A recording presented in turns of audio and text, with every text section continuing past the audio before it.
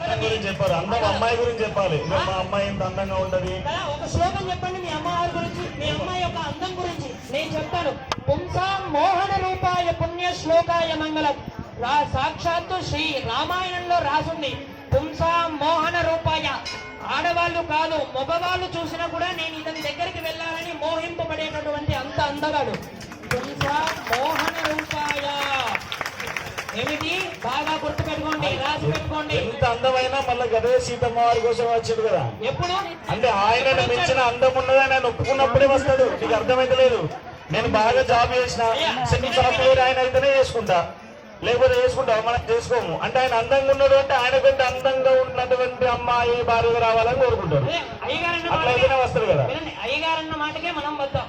ఇక మేము ఎందుకంటే రాయలేదు, పోనీ రాసుకొని ఆయన రాసుకొని మేము ఇప్పుడు సాఫ్ట్వేర్ మేమేం సేపు రాసుకోవడం కానీ రాయలేదు. పోనీ స్వామిగా ఉండదని చెప్పి రాసుకోవడానికి బెస్ట్. ఇప్పుడు మీరేమన్నారు? సాఫ్ట్వేర్ చూసి ఇస్తామన్నారు, ఉద్యోగాన్ని చూసి ఇస్తున్నారు, అబ్బాయిని చూసి కాదు. మీ మీద మీకు నమ్మకం పుంసాన్ మోహన రూపాయ అని రాస్తున్నారు, మా మీద మాకు నమ్మకం ఉండదు రాసుకోండి. స్వామి మీరు ఇక్కడ మాట వినాలి. మీరు ఇందాక ఏమన్నారు? సాఫ్ట్వేర్ ఉద్యోగానికి అమ్మాయిని ఇస్తాము అన్నారు. అంటే మీరు ఇచ్చేది అక్కడ ఉద్యోగానికి మాత్రమే, అబ్బాయి కాదు. అంటే అబ్బాయి జీతానికి ఇస్తున్నారు. సాఫ్ట్వేర్ ఉన్న వాళ్ళు సాఫ్ట్వేర్ చేసుకుంటారని చెప్పారు. మీరు ప్రశ్నలు సరిగా వినలేదు స్వామి. చెప్పండి చెప్పండి. సాఫ్ట్వేర్ ఉన్న వాళ్ళు సాఫ్ట్వేర్ చేసుకుంటారు చాలా వరకు. ఎందుకంటే ఆయనతో సమానంగా ఉండాలి అని అనుకున్నప్పుడు, సమానంగా ఉండాలి అనుకునే తత్వం మీది. అమ్మాయిలని కూడా హృదయంలో పెట్టుకొని గొప్పగా చూసుకోవాలనే మనస్తత్వం మాది. హృదయంలో కూడా మాది. మీకు అర్థమైతే లేదు. మేము కూడా హృదయంలో ఉండాలని మనస్తత్వం ఉన్నది కాబట్టి ఉంచుకున్నాం. ఆఖరికి ప్రకృతితో మీ మైకు కూడా తడబడుతోంది చూడండి. మా స్వామి యొక్క గొప్పతనం మీకు అర్థం కావట్లేదు. ఘనాయ విద్మహే. మా స్వామి యొక్క ముఖమే వజ్రము వలె మెరిసిపోతూ ఉంటుందట. ఎక్కడ చెప్పండి. బాగాసేపు అదే ఆలోచించినాం. కింద చూస్తేనేమో మనిషిలాగా ఉన్నాడు, మీద చూస్తేనే సింహంలాగా ఉన్నాడు. అని బాగా ఆలోచించినాక నిర్ణయం తీసుకుంటున్నాం. అర్థమైతే మీకు ఇంకా మీరందరూ బాగా ఆలోచించండి. బాగా మంది ఒత్తిడి చేసి మనలాంటి మా స్వామికి అమ్మాయిని ఏంటని అడిగితే వచ్చి ఇక్కడ కూర్చున్నాం. మీకు అర్థమైతే లేదు కదా. మేము చెప్తాం మా స్వామి గురించి. ఏదైతే మీరు పైన సింహము తల కింద మానవ శరీరం అన్నారో దాని గురించి మేము చెప్తాం, కాసుకోండి. మనలాంటి ఒక భక్తుడట కఠిన తపస్సు చేశాడట. తపస్సు చేసి నాకు మరణం ఉండకూడదు, ఎక్కడ గాలిలో కానీ నేల మీద కానీ ఇంట్లో కానీ బయట కానీ ఆయుధంతో కాకుండా లేకుండి ఆయుధం లేకుండా కాకుండా కూడా నాకు మరణం ఉండకూడదు అని చెప్పి ఒక మనలాంటి ఒక భక్తుడు స్వామిని కోరగా స్వామి అనుగ్రహిస్తాడు.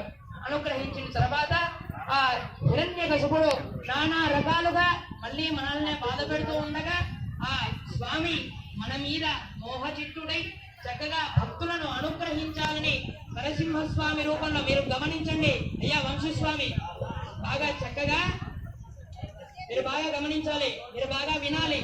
మీరు తల ఊపుతూ మా దగ్గర చేయకండి. మా స్వామి యొక్క గొప్పతనాన్ని మీరు గ్రహించాలి. అట్లా స్వామి వచ్చి తన గోర్లతో తీశాడు. మీరు బాగా గమనించండి. రాముడైనా కృష్ణుడైనా కూడా బాల్యం నుండి పెరిగారు. ఎప్పటి నుండి? బాల్యం నుండి పెరిగారు. కేవలం దశావతారంలో నరసింహస్వామి రూపం మాత్రమే భక్తుల కోసం వచ్చింది. ప్రహ్లాదుడు పిలవగానే వచ్చింది లక్ష్మీదేవ నరసింహస్వామి. ప్రహ్లాదుడు పిలవగానే నరసింహస్వామి లక్ష్మీదేవి నుదా అని చెప్పి పట్టుకొని వచ్చిందా?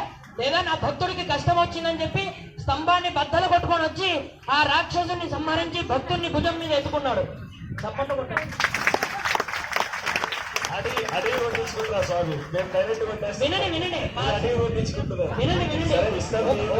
ఒకసారి భక్తుల కోసం వచ్చిందంటున్నారు కాబట్టి